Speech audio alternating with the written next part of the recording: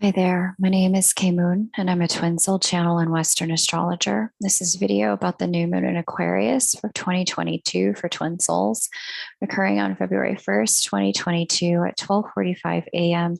if you happen to be on the eastern seaboard of the United States. If not, please check a time zone converter for your local time. I love this new moon. It's one of my favorites of the year because it comes with so much new energy with this giant square from Uranus, with the new moon taking place in Uranus's home sign. There's a total energy of a change of course, change of direction, complete new beginnings here for everyone on any level that matters in the third dimension. And it's so exciting to see it. This new energy is just further illuminated in the Lightworker energy update for this video. So I encourage you to have a look at that. It'll be linked at the end of this video, but you can also find it on my channel as well. This new moon in Aquarius is giving us some serious, let's turn over a new leaf, have some New Year's resolution vibes. Let's not do the same old, same old. It's a new year, new me kind of energy.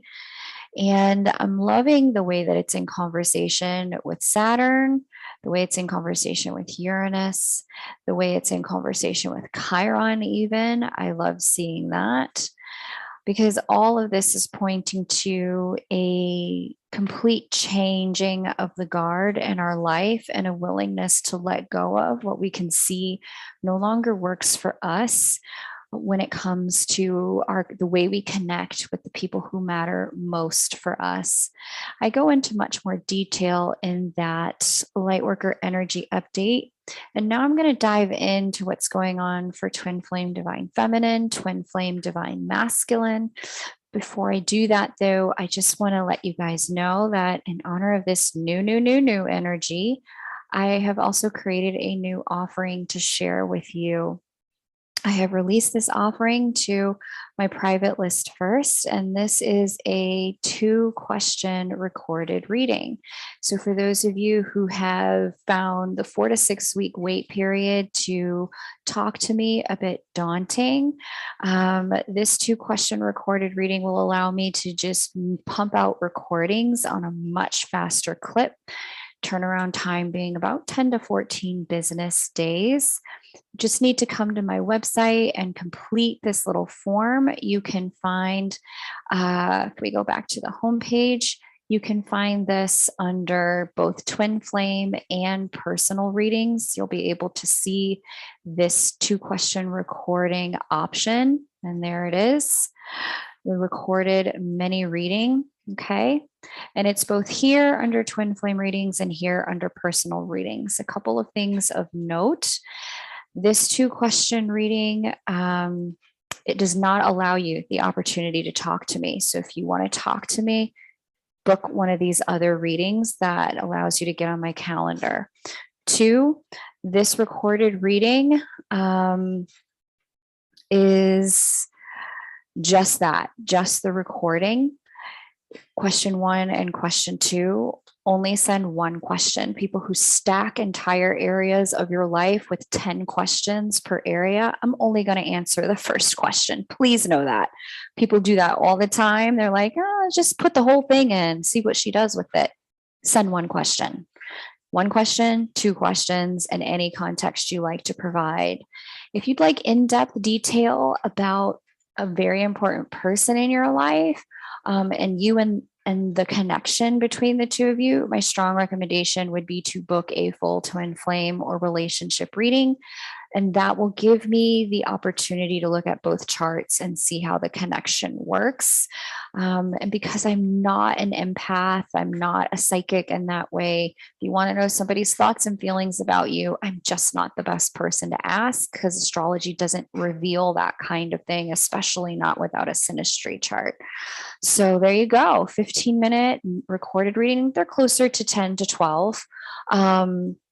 This 2 questions just goes by super quick, but yeah, that's the way to do it. If you want to ask a question, get on get on it now because I know that they will sell out. I launched this to my private list over the weekend and they're halfway sold out at this point. If you'd like to be the first to know about special offerings with me, then you definitely want to get on that private list. Link is below this video. And if for some reason you don't see those the 2-question reading available on my site, it is because it is sold out. And as soon as I have completed more of the readings, I will open it back up. No need to email in the meantime. Let's see what's going on with the Divine Feminine here. She's having a great conversation with Pluto. At first, this energy, it did seem a bit challenging, but I think it was mostly Venus talking to Pluto. Both our human feminine and our divine feminine energy moving through a bit of a reconstruction. There's a lot of complex and deep thoughts in our relationships, in our love lives, in our connections, in our commitments, with Juno speaking to Pluto and with Juno speaking to the Mercury retrograde next to Pluto there. This combination of energies is asking of all of our divine feminine energies to revisit, relook at, have a second thought about the way our connections are structured in the third dimension and whether or not the structure of them is working for us. Where these structures are not working, because Capricorn represents structure, divine feminine energy is in the process of deconstructing those so that she can configure these in a better way for her. This could include things like restructuring the way your work life or your work day operates, restructuring your business commitments, business plans, and business partnerships. This could be a lot about restructuring some of the way your connection is structured with your twin soul, your twin flame, your divine counterpart. If there's something in the connection that's leaving you feeling a little bit like trine Eris here, or sorry, square Eris here, you're getting the short end of the stick. And everybody else gets to have something that they want, but you're the one out here left not having what you want. Or if it's got you feeling a little bit like, you know, the more I operate in the way that it stands, the less spiritually connected I can be. Neptune sextile this energy. This is where you're going to start to find yourself advocating for different arrangements, different configurations, a different way to push forward. Because we also have divine feminine in a trine to Ceres in Taurus, there could be a bit of an energy of something that's been intermittent or on and off for you that may or may not have worked, taking a new path forward with this new moon in Aquarius, whereby if it's been intermittent, if it's been on and off problematic, and this could be health-wise, since this is Taurus we're talking about, this could be somewhere in your home or something having to do with the body, or even Ceres represents motherhood and relationships to children. Custody issues could come to light under this for divine feminine energies. There's something in the configuration that's not working. This is the time in terms of legal contracts, etc., to revisit, renegotiate, rehash out the terms and find terms that work for you. We have also a sextile to Pallas, which is talking to Neptune here. And this sextile to Pallas has us feeling very protective in our divine feminine energy space about protective of our connections, protective of our own connection to source and spirit, and wanting to really water and nurture that at this time. So where you're feeling called to take extra time to put meditation into your day, or to put journaling into your day, or however you connect with spirit. Maybe it's yoga, maybe it's dance, ecstatic dance. There is this call to start putting how we connect with spirit into our day as a way that we leverage this energy in our divine feminine space. For twin flames, we have this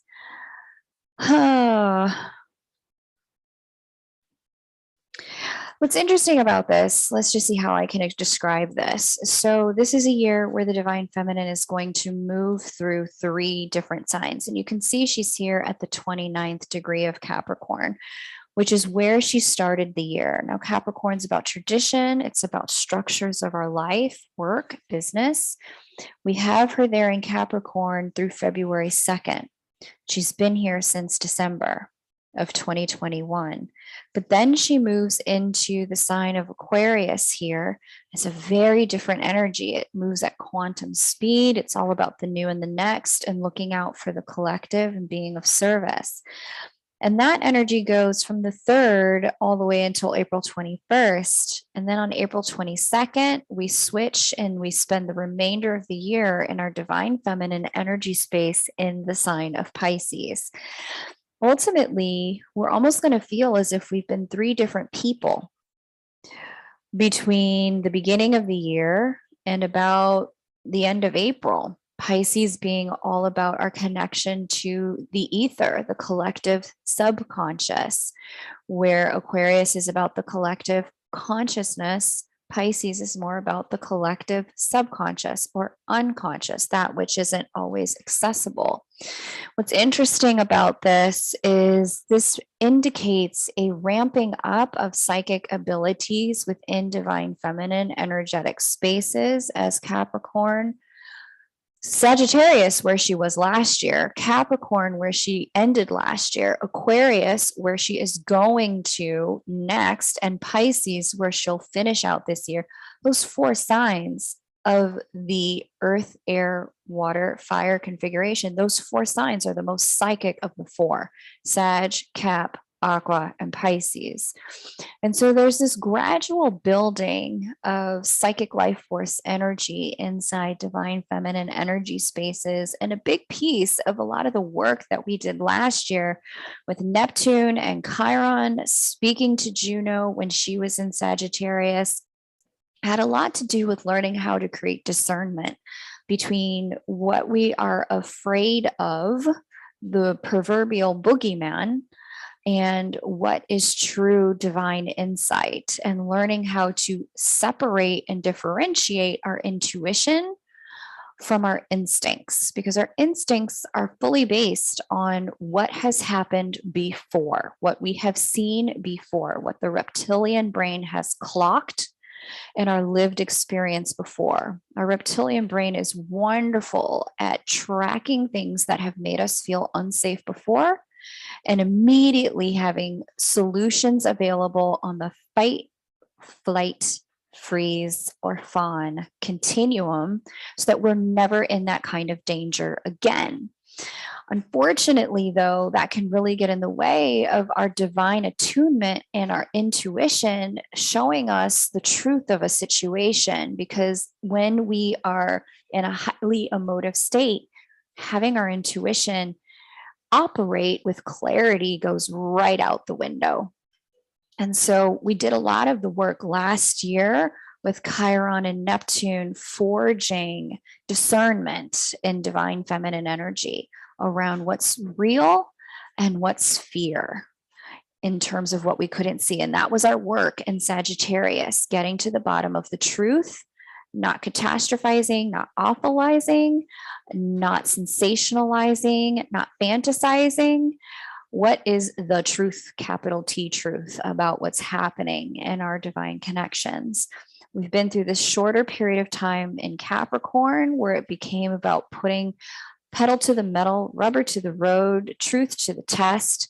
What is it that we want to build in this new energy? What is it that we want to create from our divine feminine space in this new energy?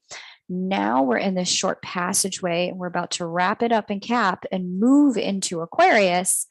And Aquarius will say, okay, great. Now what's next? What's next in terms of our service to the collective? That's what your Aquarius represents. What's next in terms of our quantum leap and evolutionary growth forward? That's Aquarius. What's next in terms of the way we're utilizing new technologies to augment and be in service of what we're here to do, be it Zoom, which isn't new anymore. It's been out for years, even before the pandemic. Whether it comes something like Zoom or something else, you could be exploring, virtual reality related stuff, cryptocurrency related stuff, you name it, all of it goes in terms of the new and the next, in terms of new moon in Aquarius. We have this Pisces energy where we land at the end of April, and that's just going to amplify everyone's connection to spirit and emotion. So it's an exciting time and it's an exciting year as this, like I said, union window has opened, and the first part of the year was really a breakdown in high relief, true clarity, stark insight about what it is that has to happen for whatever is your next step in some form of union on your path as a twin flame.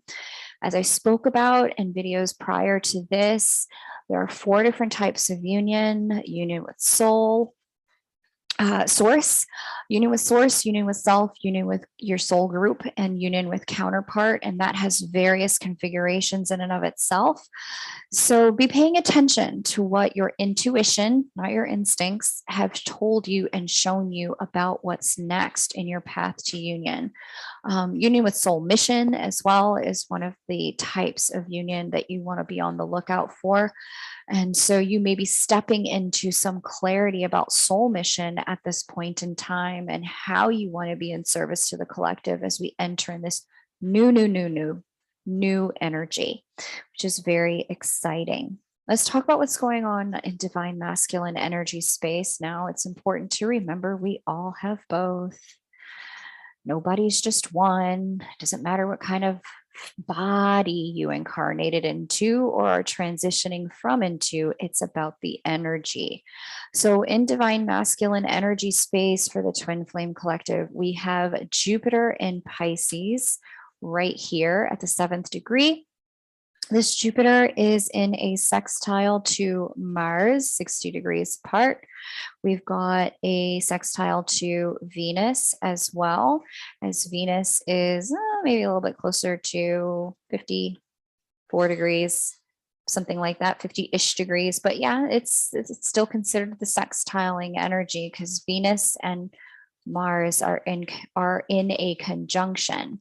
Now, one thing that I didn't mention for divine feminine that is happening for divine feminine energy and divine masculine energy, when Pluto speaks to Venus or divine feminine energy, Pluto can bring about a real sexiness, like a super sex kitten kind of energy that comes with a lot of vixen energy, power energy, subtle kind of sexual manipulation energy. So really important if you're aware that you have those tendencies in your personality to really use sex to get people to do what you want them to do, to maybe not play that way. That could probably backfire when Mercury goes direct. The other thing I would recommend is to start paying attention to where you have healing to do in the world of sexual victimization, regardless of what physical body you incarnated into. That victimization is being given an opportunity to heal with the light of this new moon because of the positioning of Neptune talking to divine feminine, but that energy is only echoed by the Venus-Mars conjunction speaking to Jupiter from Pisces. With this, we also, Venus and Mars come together. They bring a lot of passion, a lot of sexual light. How do I put this? It's like a sexual siren song when those get together, Venus and Mars, Jupiter and Venus as well. And Jupiter is now speaking to both and amplifying the two of them tremendously. This is,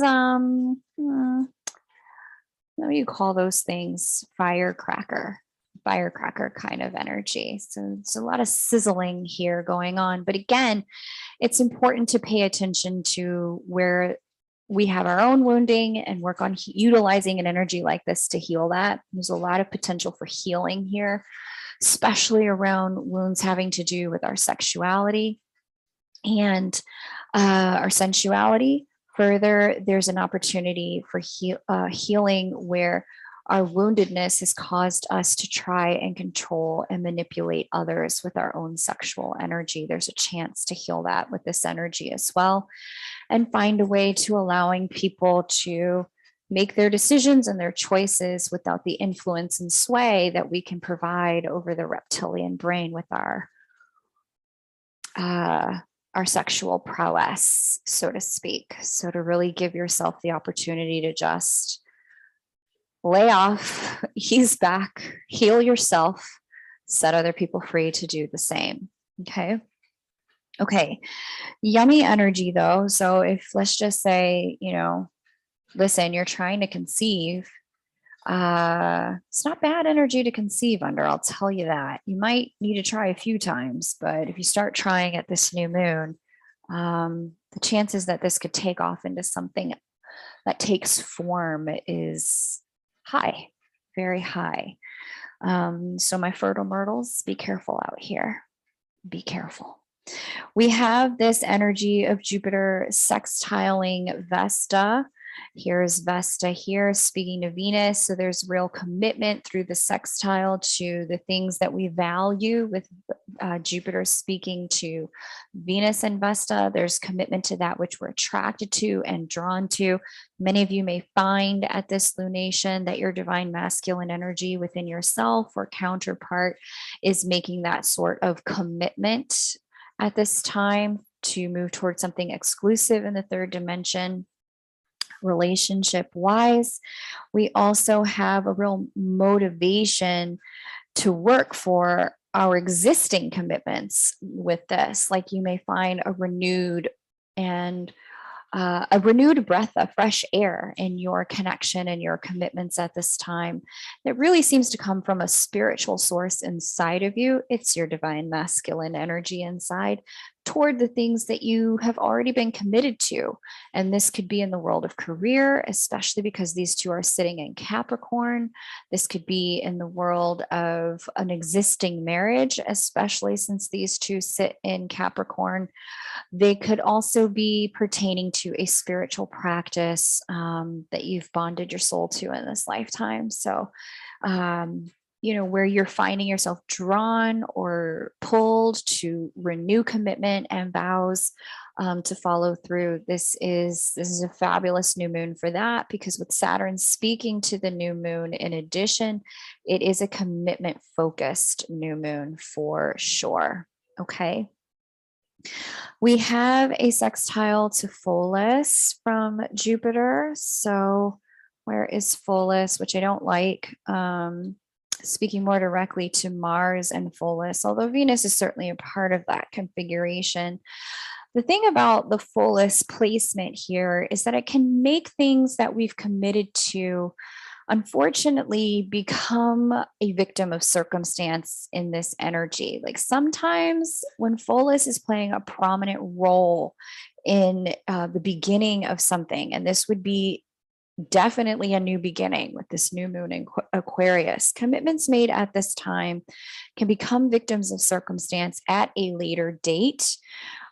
So just be mindful if there are any loose ends, things that are not ironed out, things that are, I'm not seeing a whole lot hidden here, or hidden energies. I'm seeing a lot more with the Mercury retrograde, not dotting I's, not crossing T's, not reading the fine print, not looking at the details. When you sign up for something on your phone and they're like, please agree to our privacy policy and look at our terms and conditions, or they send you that email and they say, hey, we've updated our terms and conditions by you continuing to utilize our online service. You have agreed to these new terms and conditions. This is the kind of energy where not reading the fine print can come back to bite in the butt a lot later. So just make sure that if you are signing up for anything at this time, or agreeing to something, or committing to something at this time, that you're doing so from your masculine energy, from a place of conscious awareness of precisely what you are signing up for. Take that extra moment to read the fine print, to read the terms. Take that extra moment to ask the question that's been lingering in the back of your mind that you've not wanted to ask that person. take the moment to say, I just need to get this out. I just need to ask. I just need to revisit this one more time.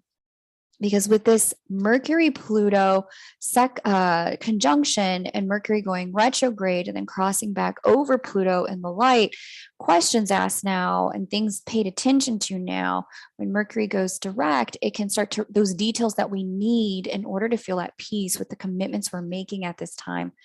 Those details can be revealed with this energy. So just make sure you're taking that time in your own divine masculine energy to protect yourself, to look out for yourself and any commitments you might be making at this time. These kinds of things might nag you a little bit at night when you're sleeping, specifically with Nessus conjunct Jupiter, those things that are rolling around in your head just before you wake up in the morning or just before you go to sleep. Pisces and Nessus and Jupiter together is a recipe for OCD in the sleep. Worrying before you even open your eyes or close them fully for the day. This is that kind of energy where if you've got something nagging you at this time, now's a great time to ask about it, to look into it, to speak it, so that you can start to unravel some of what maybe your intuition is picking up on, that your instincts are trying to keep you safe from, trying to get you to ignore, that this can be an energy that bridges the gap for you. Okay. So it's all systems go for both counterparts in this energy. Very exciting time. I like seeing this. If you've heard something that resonates for you and you're new here, welcome. I invite you to hit that subscribe button. And you're more than welcome to book time with me on the calendar. Like I said, those 2 question readings are going to be available. As long as they're not sold out. And right now they're halfway sold out. So if you want one, book one. Now's the time. Otherwise, if you have, I can only look at one chart in the 2 question reading, by the way. Otherwise, I highly recommend you take the opportunity to have a look at one of the more in-depth readings that I can do, where I can sit down with you, we can dialogue, I can look at 2 people's charts, you and a child, you and a partner, you and a spouse, you and a twin flame. Doesn't matter what the label is. I can look at the chart for you and give you some more in-depth insight in a reading that allows me to do so, which is the twin flame reading. Thanks so much for all your likes, subscribes, and shares. It's a pleasure and an honor. I cannot wait to read for you, and take great care. Bye for now.